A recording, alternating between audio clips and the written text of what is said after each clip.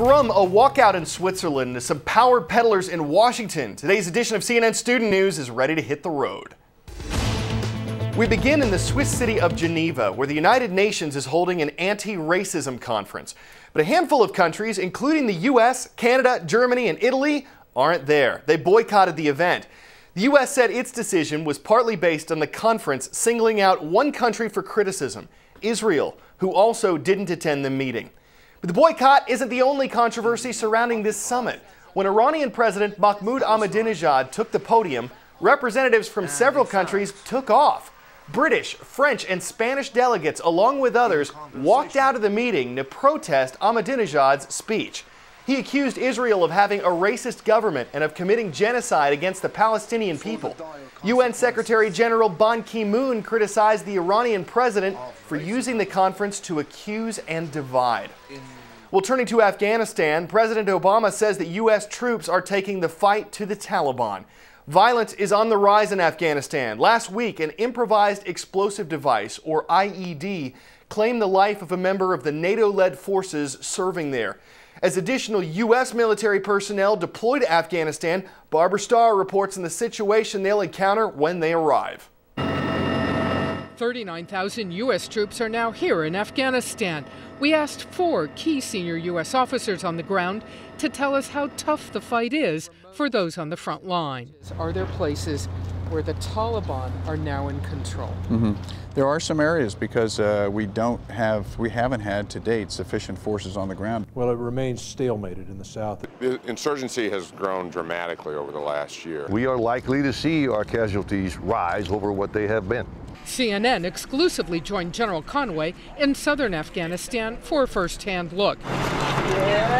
In the weeks ahead, 8,000 more Marines alone will come here.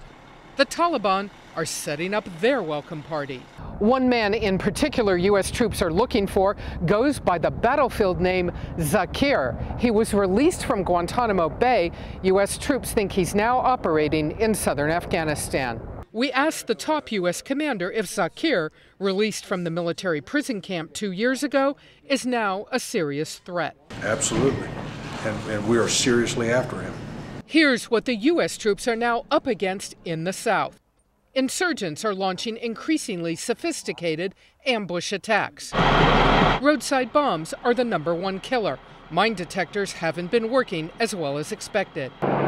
Conway is concerned whether there will be enough helicopters to evacuate wounded Marines quickly off the battlefield. Is this legit? Fewer than 1% of Americans bike to work. Legit! According to the U.S. Census Bureau, very few people bike to work, while more than 85% commute in a car.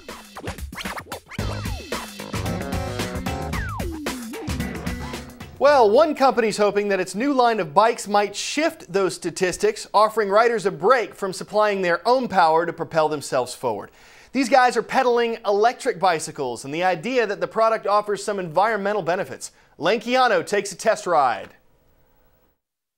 Take a look at these bicycles. They might look like ordinary bikes, but these are actually bicycles with an eco twist, I guess you could say. They're made by a company based in Northern Virginia called Electric Motion Systems. And joining me now is Tim Folk. He's with the company. And Tim, basically what you've got here are bikes with an electric twist. Tell me about that. That's correct. On the front of the bike, you can see the big hub in the front. That's a battery pack. And in the back, we have a 1,000-watt brushless motor. The bicycle goes 20 miles an hour, top speed, and has a practical range of 20 to 40 miles. Huh, so I can get up to a pretty good clip on this thing. Let me try it. Let me give it a whirl. And while I'm doing that and getting ready here, tell me about your clientele. You were saying that there is, a good deal of demand, that even folks from 30 miles out of the District of Columbia are coming to you wanting these bikes. Is that right? Absolutely. We found that when gas prices went up, commuters were purchasing the bikes and using them instead of their cars. Huh, all right, well here I go. I'm gonna just start to do this without pedaling first. So this is all thumb power. Here we go. Whoa, this is fun. Going along at a pretty good clip here. No horn, excuse me, excuse me. And we're gonna brake and turn around. That was fun. Didn't mean to go quite that far, but as you can see, you're also obviously able to do it the old-fashioned way, pedal power, but I gotta say, this is a lot funner, a lot more fun, a lot faster. And again, just one of the examples of the exhibits that are out here on the National Mall on Earth Day. Again, this is a bike that is made by a company called Electric Motion Systems. A lot of demand for these kind of bikes. People are looking at them as alternatives to cars, a way to be green and still get to work on time and maybe not be quite so sweaty when they get there too. All right, you just heard about Earth Day was created 40 years ago to increase awareness about environmental issues. It officially takes place tomorrow, and we've got a learning activity that challenges students to research the history and impact of major environmental laws. Find it at cnnstudentnews.com. See if you can ID me. I was born in about 70 BC. I became the Queen of Egypt when I was 18 years old. My name is famous in drama as well as history. I'm Cleopatra, and I was romantically connected to Roman ruler Mark Antony. Cleopatra has a bit of a reputation, thanks in large part to how she's been portrayed over the last couple millennia. But one archaeologist says history has it wrong, that the Egyptian queen was a warrior, poet, and politician who spoke 9 languages. So why is she digging up dirt on the famous lady? Well, Ben Wiedemann sifts through the details. Skulls and bones, the latest discoveries in a land blessed with an embarrassment of archaeological riches. There is hundreds of tombs near the temple, and also there are tombs in the west side of the temple. These recently uncovered tombs west of Alexandria date back more than 2,000 years.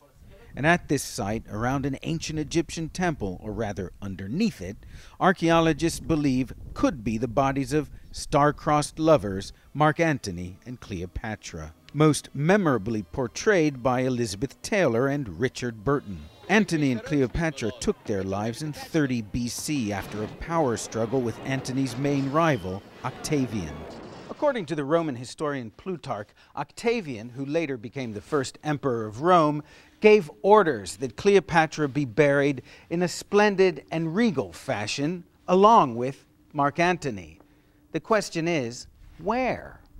It was thought they were buried in Cleopatra's palace in Alexandria, now underwater, but Dominican archaeologist Kathleen Martinez says the old theory doesn't make sense. I believe it was not possible for her to bury it there because of her political situation. It was the end of the Ptolemies, it was the end of Egypt as a free country, and she could not use the same cemetery. She needed a special place. And this could be that special place. So far, they've uncovered a variety of likenesses of Cleopatra and possibly Antony. They've also found these 2 as yet unidentified mummies. Underneath the crumbling cloth, the mummies are covered in gold, or so we're told. What we have inside this tomb does appear to be the mummies of a man and a woman.